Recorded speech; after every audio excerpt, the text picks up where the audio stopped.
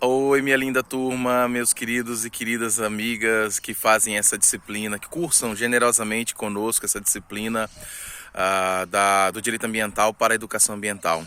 Eu queria saudá-los e queria falar aqui um pouquinho para vocês sobre a questão do trabalho que nós vamos fazer do Tribunal de Júri Simulado, né? Um tribunal de júri diferenciado, né? Que não contempla apenas um juiz, né?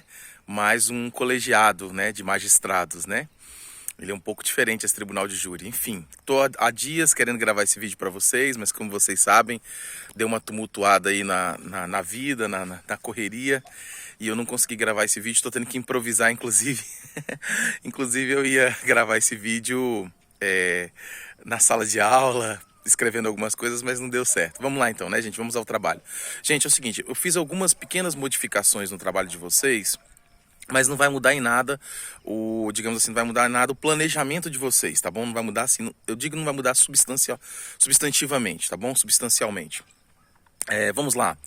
Eu queria que vocês, primeiro, para os advogados de defesa, vocês vão escolher, tá bom? Digamos que o grupo tem 10 pessoas, vocês vão escolher pelo menos 30%, ou seja, 3, se tiver 10, 3 pessoas. Se tiver 11, 30 vai dar mais ou menos 4 pessoas, tá bom? Para serem testemunhas nomeadas, indicadas pela defesa. Testemunhas, então essa pessoa vai, por exemplo, como é um tribunal simulado, essa pessoa vai simular, tá bom? Que ela, por exemplo, era uma moradora, né? Uma beneficiária da Vale do Rio Doce, da barragem. A barragem lhe favorecia, tá bom? Lhe favorecia, por exemplo, por questões de, sei lá, benefícios de emprego. E ela vai explicar que a importância da empresa, que ajudou bastante a região e que por conta disso favoreceu os empregos daquela cidade, né? Brumadinho, região, etc e tal. O mesmo vai ser para a promotoria. A promotoria vai escolher 30% também, se tiverem 10 pessoas no grupo, três destas pessoas, 3 pessoas, serão testemunhas da acusação. Aí, por exemplo, o dono de uma chácara que perdeu todos os seus bens, que perdeu toda a sua fonte de alimentação, né? Era dali que ela tirava a renda, o sustento da família. Ao mesmo tempo, uma comunidade quilombola, então uma pessoa pode representar toda uma comunidade quilombola que perdeu, além do território em si, toda a dimensão cosmológica, que é a cultura, que é a visão de mundo, que é a visão a perspectiva de pertencimento dessa comunidade quilombola. Então, vocês vão escolher em torno de... não tem problema se passar um pouquinho não. Por exemplo, Marconi, a gente pode pegar 4 pessoas para serem testemunhas, desde que não seja repetitivo, ou seja, sejam conteúdos diferentes, como eu acabei de dizer. Por exemplo, acusação. Você pega, por exemplo, o dono de uma pequena chácara que dele tirava a renda que ele tinha da vida, da alimentação dele, da família, era daquela chácara. Ele perdeu tudo por conta da barragem que saiu atropelando toda a sua chacrinha, o seu espaço, levou seus animais, levou sua casinha, etc e tal, né? Aí você tem um membro de uma comunidade quilombola ou de uma comunidade indígena, né? Que perde o seu território, por conta daquela situação. Aí você pode pegar, por exemplo, um pescador que infelizmente não pode mais pescar no rio, né? Porque o rio está contaminado em virtude dos rejeitos da mineração que ali foram desaguadas quando a barragem estourou. E assim sucessivamente. O mesmo para a defesa. A defesa pode pegar, Marconi, eu posso pegar, tem 10 pessoas no meu grupo, eu posso pegar 4 para testemunha? 4 pessoas?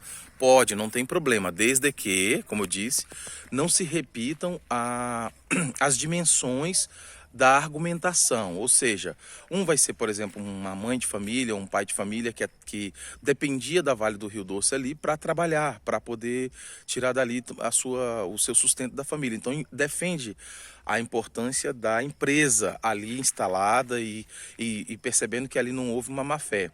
Uma, por exemplo, pode ser a a esposa, por exemplo, de um trabalhador que morreu, né? Morreu, mas que, digamos, ele tenha ficado no hospital há alguns meses, né?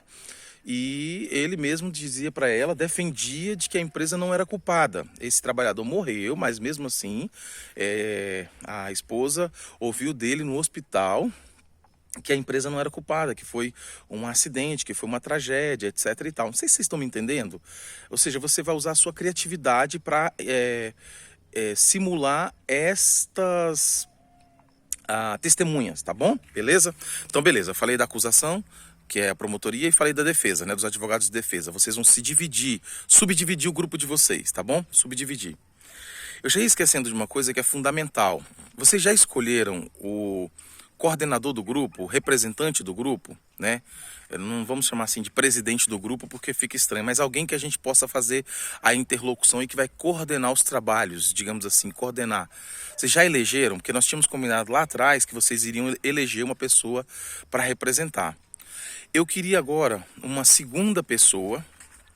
No caso, essa pessoa agora, ela não precisa apresentar o trabalho em si, só se quiser. O que eu digo apresentar nem precisa ser testemunha de acusação ou defesa, e nem precisa ser o próprio advogado de defesa ou o promotor, a promotora que vai fazer a acusação, tá bom? Quem é essa pessoa que eu preciso que vocês elejam? É o relator ou relatora do grupo de vocês. Vale para os magistrados, vale para os jurados, vale para a defesa e vale para a acusação. Além do coordenador do grupo, que coordena os trabalhos em si, eu preciso do relator. Mas por que esse, Marconi, não precisa apresentar? Porque ele vai entregar para nós, para toda a turma, tá bom? Uma cópia de até 3 laudas, até 3 folhas, tá bom? Do resumo do que ficou discutido no grupo. Então, o grupo da acusação discutiu, sentou, debateu, se reuniu pelo Google Meet, por outra plataforma, o Teams, ou enfim, se reuniu presencialmente, conseguiram manter a distância social, usando máscara, álcool em gel, conseguiram se reunir presencialmente, certo? Ok. Aí esse grupo foi discutindo vários pontos importantes e tal. E aí esse relator vai fazer um resumo, tá, dessas discussões, dos pontos mais importantes, tanto do ponto de vista metodológico, da estratégia que vocês usaram, tá certo? Como também dos aspectos, tá bom, gente? Teóricos do direito ou dos aspectos, digamos assim, teóricos de outras áreas que vocês resolveram utilizar como uma estratégia para acusação, para defesa ou mesmo para o sentenciamento, que aí são os jurados e os magistrados que vão sentenciar, né? Os jurados dão o veredito, né? E os magistrados vão apresentar a dosimetria do seu voto, da pena, né? Se houver apenamento ou a inocência justificada. Já eu explico essa parte aí dos jurados e dos magistrados. Mas vamos retomar. O que o relator, gente, do grupo vai fazer? O relator vai escrever como se fosse uma ata, mas não é bem uma ata, é um resumo de 3 páginas, tá? Explicando os principais pontos que vocês discutiram ao longo dos dias, as estratégias da acusação, da defesa, etc e tal, a metodologia que vocês utilizaram. Pode inclusive colocar a metodologia da própria reunião do grupo. O grupo se reuniu pelo sistema Meet, ou se reuniu presencialmente, e fez essa discussão, aquela discussão, e diante disso escolhemos que nós vamos usar tais estratégias. A defesa nossa vai usar. E aí, gente, vocês podem trazer aspectos, tá bom? Aspectos, não apenas das realizações, das discussões do grupo, mas aspectos teóricos que vocês entenderam que é importante colocar nesse relato, tá bom? Relator, relatora. Ok? Bom, acho que eu falei essa parte. Gente, eu fico chateado porque às vezes eu esqueço as coisas e na correria eu não estou conseguindo plenamente fazer tudo que eu queria para vocês. Assim, no caso, nesses últimos dias, por conta de algumas coisas que aconteceram comigo, né? Mas vamos lá. E o grupo, Marconi, você já disse que 30% do grupo da defesa e da acusação vai ser escolhido, vai sair do papel de advogado ou promotor para o papel de testemunha. E a testemunha, gente, vai responder perguntas de ambos os lados, dos jurados e dos magistrados. Então a testemunha tem que se preparar para responder. Mas Marconi, se a testemunha não responder, digamos assim, do ponto de vista teórico ou do ponto de vista da... Gente, agora que é a parte interessante. Testemunha, normalmente, ela é pega de surpresa, né? Lá no tribunal, exceto por quem é convidado, né? Então, se a testemunha é de acusação, óbvio que a promotoria vai conversar com ela antes. Se a testemunha é de defesa, é óbvio que os advogados vão conversar com a testemunha antes, né? Mas, por exemplo, os magistrados vão fazer perguntas para a testemunha.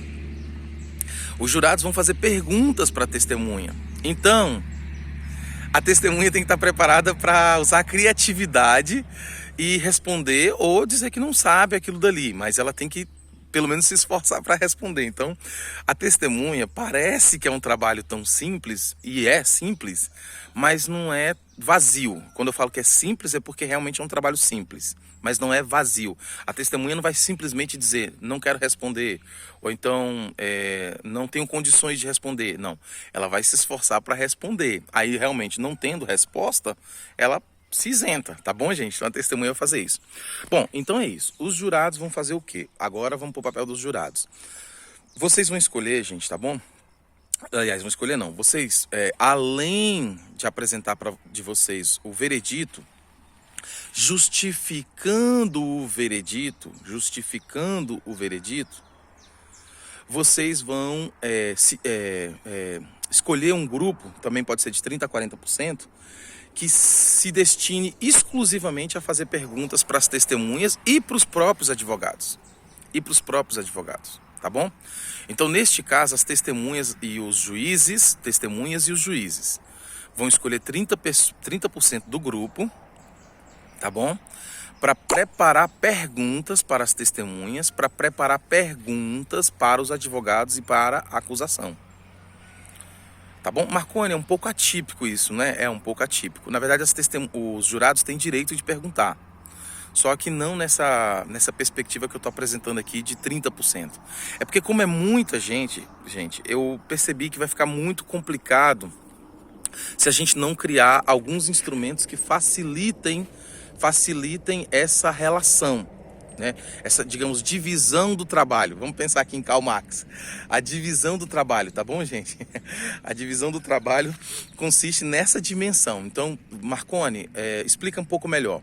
Os juízes, os magistrados e as magistradas, os jurados e as juradas vão escolher lá no grupo, na reunião que você vai fazer do grupo, 30%, tá bom? Ou seja, se tiver 3 pessoas em cada grupo, para ficar centrado em fazer perguntas para todas as testemunhas e de vez em quando, se julgar necessário a partir da fala do advogado, da advogada, fazer perguntas para o advogado, para a advogada, tá bom? Só que tem uma questão muito interessante. A pergunta não pode ser lançada de uma vez só. A pergunta não é... O jurado não pode atravessar a fala.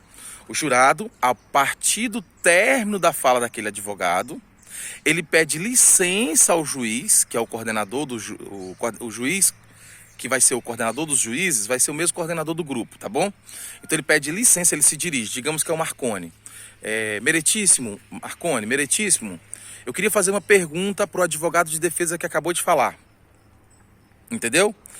Aí os jurados vão fazer, e aí o mesmo com os juízes auxiliares desse principal, que é o coordenador, vai dizer, excelência, Marconi, me permita fazer uma pergunta para o advogado de acusação, para a promotoria, que acabou de falar,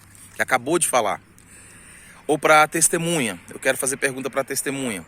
E aí vão se dirigir a essas pessoas pedindo licença para indagar aquela pessoa que acabou de falar, tá bom, gente? Então, 30% do grupo dos juízes vão fazer isso. 30% do grupo dos jurados vão fazer isso, fazer perguntas, se preparar para fazer perguntas, tá bom? Não pode ficar no vácuo sem perguntas não, tá bom, gente? Sempre pedindo licença para para o juiz principal, que é o coordenador do grupo, tá bom? Na hora do tribunal. Eu acho que...